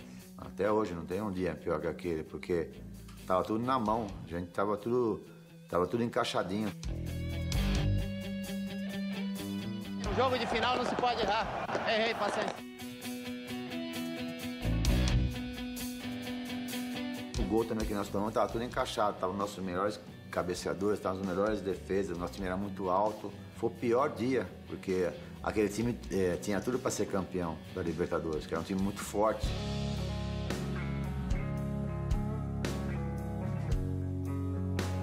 E eu falava para eles, olha, eu sou pior quando eu perco o jogo, cara. Quando a gente perde, eu sou pior. E a expectativa era enorme em cima dele, porque eu lembro, a primeira coletiva do Muricy, eu lembro até hoje, ele falou, meu, eu preciso mostrar para esses caras, eles já ganharam tudo ano passado.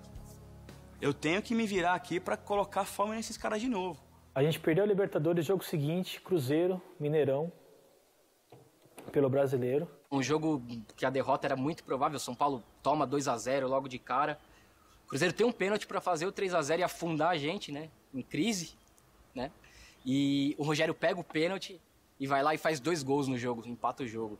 Aí eu falei, cara, a gente tá vivo nesse campeonato aí, dá pra brigar, dá pra brigar. Todos os campeonatos que você analisa, você sempre vai achar um jogo mais importante do campeonato, né? Eu acho que esse jogo foi um dos mais importantes pra gente em termos de moral. O nosso time ficou muito forte depois disso.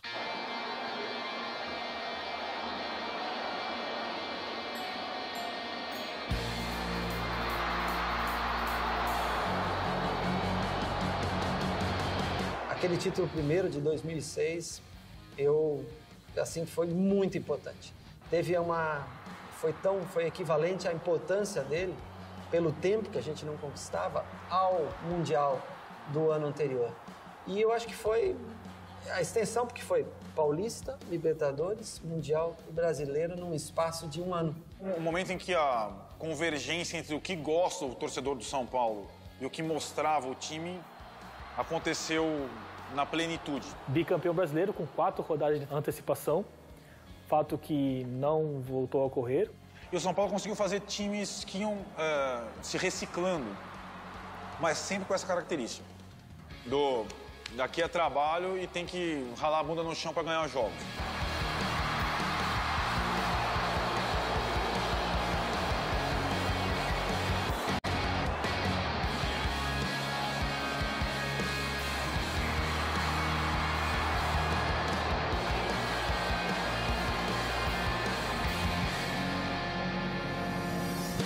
O futebol brasileiro é difícil você repetir 3 vezes um feito com tantos times com chance de ser campeão.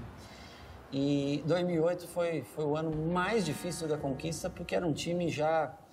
Um ótimo time, mas com um elenco muito mais limitado, muito curto. Então, aquele ano, com todas as... Nós passamos 18 rodadas sem perder.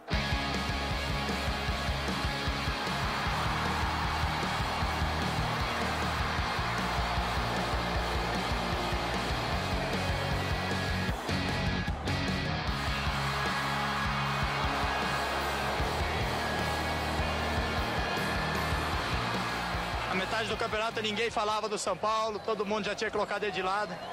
E esse é o grande problema, amigo, é descuidar. O que vai ser lembrado é a alma que esse time deixou, a entrega desse time.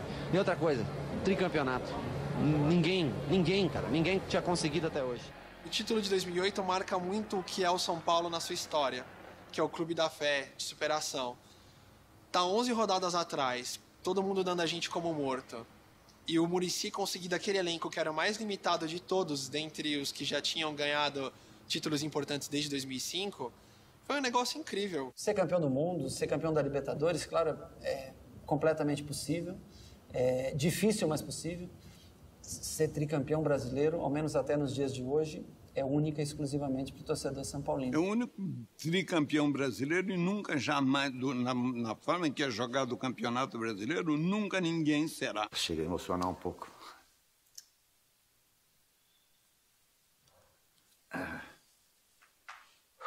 É difícil, né, no nosso país ser técnico e ser reconhecido, como você falou. Isso aconteceu comigo, eu estava no jogo contra o Cruzeiro na Libertadores agora, que eu estava em casa, estava aqui sozinho. Morumbi tinha 60 mil pessoas e quando o São Paulo entrou em campo, aquele negócio todo, o estado todo começou a gritar meu nome, uma coisa incrível. No sofá, eu falei, não é que eu estou acreditando no que eu estou vendo, cara.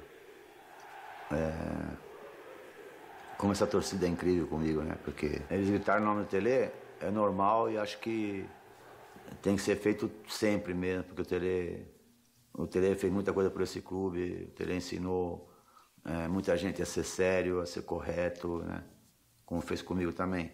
Então, eu acho que eu não tenho essa história toda, né, para merecer isso, né?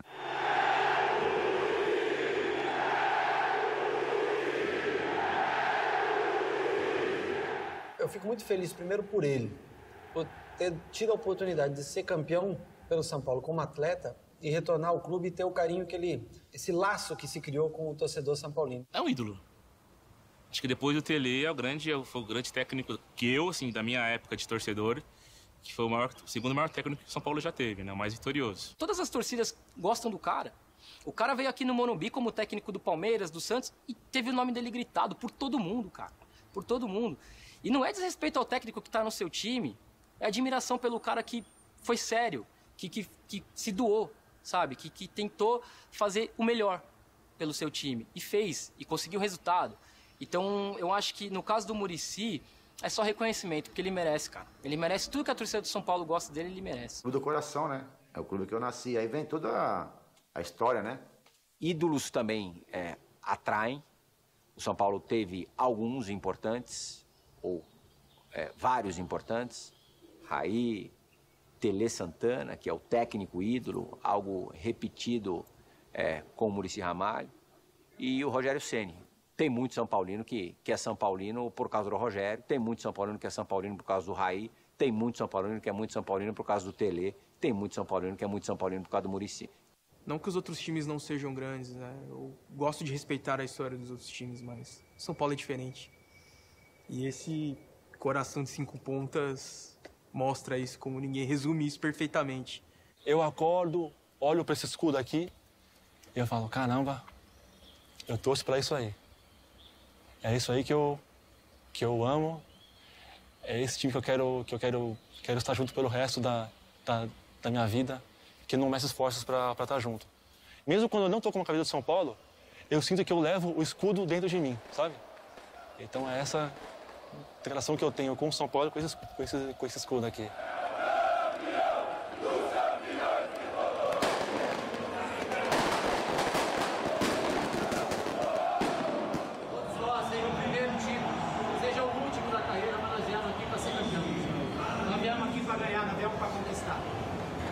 Olha os sonhos que a gente carrega, não só dos 60 mil caras, 70 mil que estão ali. O meu sonho de 20 anos atrás de ser campeão, vocês também carregam, e eu também carrego. Nada no mundo que pague o sentimento de subir esse túnel, só sobe esse túnel os poucos que têm capacidade de subir, principalmente quando veste essa camisa. Com Deus, vivo, pra vitória.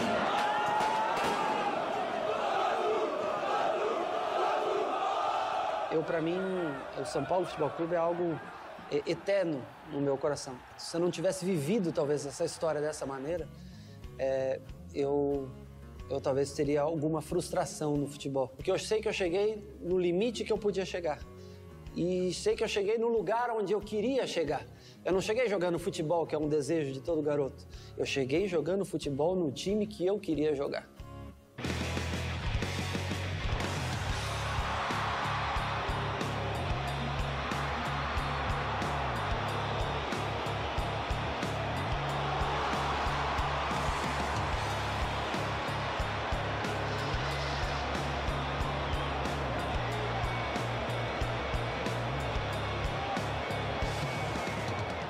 Quando eu saio do Morumbi, eu não imagino que eu possa voltar outra vez.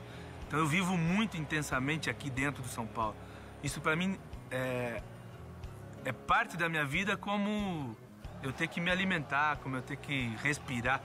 Isso para mim, cada vez que eu venho, me enche de orgulho, sem dúvida nenhuma, me enche de emoção também, mas é como se fosse a primeira vez de algo muito especial.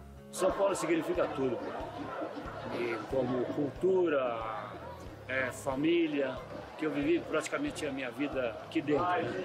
E me orientou em tudo.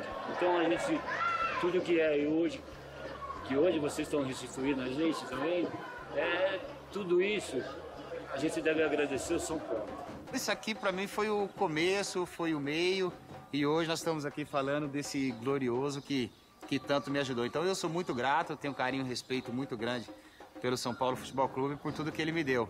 E eu procurei contribuir com o São Paulo com títulos, conquistando títulos e fazendo do São Paulo grande do jeito que ele é hoje.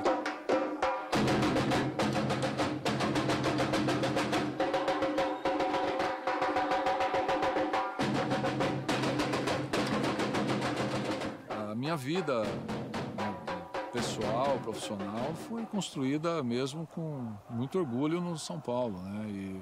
E eu defendo essas cores sempre. Minha vida, não tem jeito.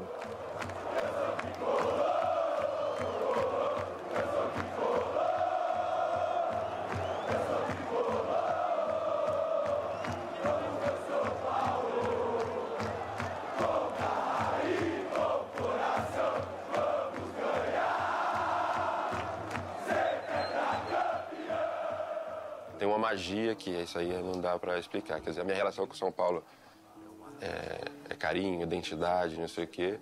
E a torcida é que dá a magia em tudo isso. São Paulo, São Paulo, meu amor, meu amigo, não abro, estou contigo, sou torcedor do tricolor. A massa São Paulina é mente muito fina, que torce na chuva ou sol, do futebol, do Patropi, só mais é o tricolor do Morumbi. É um orgulho, além da paixão. Tipo, às vezes o orgulho tá acima da paixão, não sei te dizer. Mas é aquilo que, tipo, admiração, você sempre viu como algo diferente. Então, é aquilo, você admira do mesmo jeito que você torce. Depois foi tri, e a multidão perplexa grita, vai ser hexa. Aqui vive o amor dentro do São Paulo Futebol Clube. Eu falo assim que, eu não sei, viver sem o São Paulo, para mim vai ser muito difícil. Porque é como se eu sou o São Paulo, eu não sou torcedor, eu sou o São Paulo Futebol Clube. A história do São Paulo, para mim, é bastante conhecida, porque joguei lá, trabalhei lá, fui diretor lá e fui presidente. Então, praticamente, eu vivi a vida são paulina, como eles falam. A minha geração é uma geração muito privilegiada, né, do São Paulo Futebol Clube. Porque, desde 77, quando conseguimos o primeiro título brasileiro de expressão realmente, né, foi hexacampeão brasileiro, tri-libertadores, tri-mundial, e eu vi tudo de perto, né, isso, acompanhei tudo de perto, né, que outro torcedor, né, numa relação com o seu time tem todo esse privilégio? Eu costumo brincar que eu sou São Paulo desde que nasci. Eu nasci com pele branca, olho preto, cabelo vermelho. Sendo São Paulino, mais uma vez, o que eu acho que tem de diferente é porque ele é o melhor, entendeu? É muito melhor. É ser São Paulino, ser paulista, paulistano. Para mim, o São Paulo é tudo isso. São Paulo, já diz tudo. É onde que eu vivo, é onde que eu moro. Então, ser São Paulino, para mim, é tudo. A minha maneira de ser paulistano, de agradecer a São Paulo, é ser São Paulino. Porque isso aqui tem as três cores desse estádio. Não esqueçam nunca. São Paulo é São Paulo. O amor pelo clube, ele é eterno e inteiro. Ele é algo que não se desfaz. A minha história com esse clube, ela será levada até o fim da minha vida. Ô tricolor, clube bem amado, é a paixão.